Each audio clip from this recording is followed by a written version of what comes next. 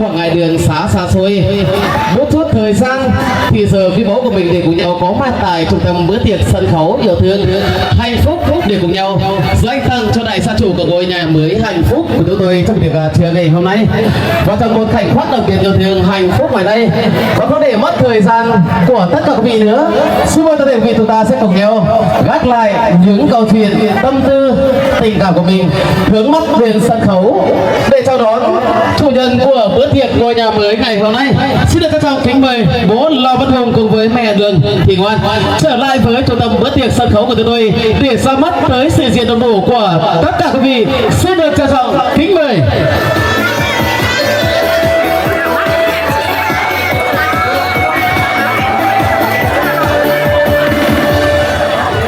thì mà trông mong thân mở làng sùng bài bón sắp bón phổ biến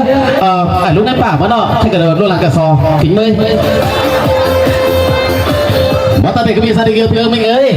có thể dành tặng cho chủ nhân của ngôi của nhà mới bữa tiệc hôm nay với một tràng vỗ tay thật lớn đấy không ạ? Một tràng vỗ tay thật lớn đấy không ạ? Cảm ơn toàn thể quý vị rất nhiều. Tới sự diện đông đủ của tất cả quý vị, toàn thể quý vị ạ. Và ngày hôm nay thì toàn thể quý vị ơi cũng rất là vui mừng khi được chào đón tới sự hiện diện đông đủ của tất cả quý vị khách quý. Hôm nay toàn thể quý vị chúng ta đã không quản ngại đường xá xa xôi, một chút thời gian thì giờ quý báu của mình để cùng nhau có mặt tại trung tâm bữa tiệc sân khấu hạnh phúc ngày hôm nay. Mong toàn thể quý vị ạ. Và ngày hôm nay thì một ngày rất là tuyệt vời đối với bố Lò Văn Hùng cùng với mẹ Đường Thị Ngoan, mà hôm nay cũng con gái của Lò Thị Mai, con gái Lò Thị Duyên thì cũng có thể quý vị cũng đấy lấy chồng đi xa, thì hôm nay bữa tiệc mừng ngôi nhà mới của bố mẹ thì hai cô gái của bố mẹ thì cũng không trở về đây để tổ chức một bữa tiệc ngôi nhà mới cùng bố mẹ được, cũng gọi là do đường xá xa xôi rất là để vì rất mong toàn thể quý vị chúng ta sẽ cùng nhau thông cảm cho bố Lò Văn Hùng cùng với mẹ Đường Thị Ngoan trong buổi trưa ngày hôm nay. Và nếu có thể xin mời toàn thể quý vị chúng ta có thể vang lên một tràng vỗ tay thật lớn để dành tặng cho chủ nhân của ngôi nhà mới bữa tiệc ngày hôm nay. Một tràng vỗ tay thật lớn nữa không ạ? Cảm ơn toàn thể quý vị rất nhiều. Dạ vâng, kính thưa toàn thể quý vị thân mến, gia đình là nơi bắt đầu của hạnh phúc và là nơi tình yêu không bao giờ kết thúc. Chúng tôi nghĩ rằng trong số tất cả quý vị chúng ta có mặt tại đây thì ai cũng đều mong muốn sẽ xây dựng được cho mình một ngôi nhà khang trang, đầm ấm và sạch đẹp. Dạ vâng, kính thưa tất cả quý vị thân mến, ngôi nhà không chỉ để che nắng che mưa,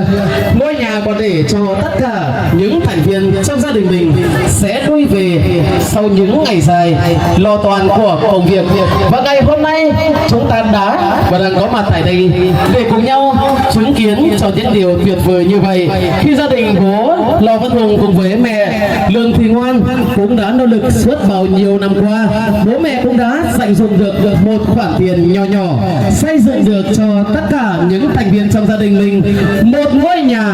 đầm ấm khang trang và ý nghĩa. Và ngày hôm nay sự hiện diện đông đủ của các cụ, các ông, các bà, cô dì, chú bác các trẻ, nam nữ thanh niên, hôm nay toàn thể quý vị chúng ta đã không quản đường xá xa xôi, một chút thời gian thì giờ quý báu của mình để cùng nhau có mặt tại trung tâm bữa tiệc mừng ngôi nhà mới hạnh phúc ngày hôm nay. Và trong một khoảnh khắc đặc biệt yêu thương hạnh phúc ngày hôm nay, ban tổ chức tôi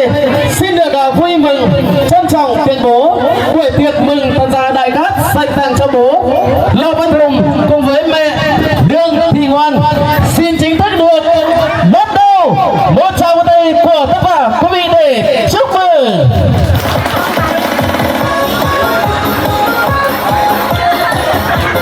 Ôi khách ở sắp bón này em của mẹ phi đồng ấy nọ. Ôi khách ở sắp bón của bia em qua của mẹ phi đồng ấy nọ. Anh nhang dệt kìm có bản có cuống. Ôi đại đại phi mi đại khẩu đẹp chém ngam. Ôi phải tin bó trăm. Ôi phải nằm bước cuốn kiếm ma hỏa lầy. Hương quảng làng súng cờ trắng nhai bón mỡ.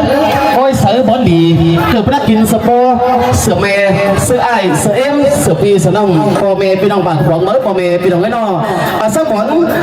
ông Lò Văn Hùng đánh bà em Đường Thị Ngoan có bà mẹ bên đồng đó các nghe kiếm má này ngân hoi ngân chiều ngân nói bó cầm ngân cầm bó sủ chẳng lẽ phải sư lách tăng mí chẳng lẽ phải sư xì bước này mắt sai tăng ngân luồng làng nhớ năm số tuổi chẳng giá đầu piêng giá ti điêu chẳng mai sầu đầu bóng cho nên chẳng đầu công nhân táng lương mà bay xe máy cày cơ đơn ầu lách ầu xì mắt dài ô tô tay ầu sai mắt tho ầu công nhân mắt đắp xây bền hương làng quàng hương nhớ quàng càn bản có bầy luôn sải tầng càng mương bao hiếng hương bó khẩn khẩn trần thanh bà bó bền tè na sông ơi mới đi cầm quan lý là bên này lò bò mẹ bên nào nó sang bố Lò Văn Hùng đánh bà em Lương Thị Ngoan có bò mẹ bên nào nó tránh hà này mưa đi chết trần tránh này là hấp khẩn mà non là con khẩn mà số lính nói khẩn mà mà bè cầu ké khẩn mà mặn mà dưng mới đi cầm mất đế muốn lại là bò mè bị nào ấy nó mới đi cầm bò mè bị nào hấu cái đấy bà khảm đại quà tấy lại thang khí xe máy tấy thang luồng mà trông hơn mở làng sùng tới bón phổ biến ở lúc ấy bà mới cầm bò mè bị nào ấy nó tôi là nó có sò tàng nà sắp bón ở lúc ấy bà cởi sò mi quan cáo tháp bườn còn xúc lại ải em bò mè bị nào bản cuống xóm chốc hở lại em lại pi đại nòng phải cầu khăn mặn dân muốn đi xén cầu nhường thầu nhường buồn đi nhưng mít hai quan chờ khẩu muốn khẩu cánh khăn họ tuổi hồi đừng sao vì mới ở đây bò mè pi nòng chu khẩu lại có đấy bò mè pi nòng bản cuống này đấy. Vâng, và ngay sau đây ban tổ chức xin được trân trọng kính mời chị gái xinh đẹp thì ban tiếp tân của đại gia đình sẽ có những chén rượu yêu thương để trở về với trung tâm bữa tiệc để dành tặng cho bố mẹ, sẽ có đôi lời cảm ơn tới sự diện đông đủ của tất cả vị khách quý trong tiệc trưa ngày hôm nay.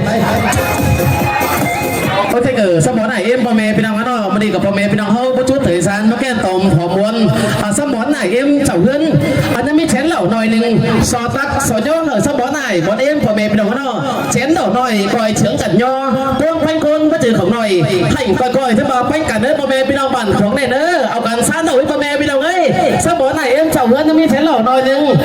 các bườn sau món này em bò mè bên nào bản khổng bọn ta để quý ơi xin mời ta để quý chúng ta sẽ cùng nhau rất đầy những đi rượu trên mông của mình đi cùng với ban tổ chức cùng với chủ nhân của bữa tiệc sân khấu ngày hôm nay cùng nhau 1 2 3 số 1 2 3 số 1 2 3 chúc mừng tất cả đại cát xin mời quý vị chúng ta cùng giơ chén rượu thật cao nào xin mời bố mẹ sẽ giơ chén rượu thật cao lên để cảm ơn tới tất cả quý vị có thể quý vị ơi cùng hô của ban tổ chức nhá toàn thể quý vị gia đình yêu thương mình ơi còn bé quá lại các quý vị ơi to hơn nữa không ạ toàn thể quý vị gia đình yêu thương mình ơi 1 2 3 chúc mừng tất cả đại cát xin mời tất cả quý vị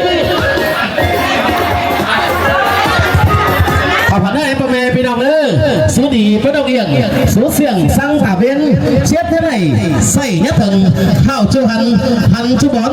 lón chu trần nhất thiện sơ lẩu nhất tàu tiền điện cho nên bố mẹ bị đồng bản xuống này đấy. Xin được trân trọng kính mời mẹ cùng với bố đi ạ.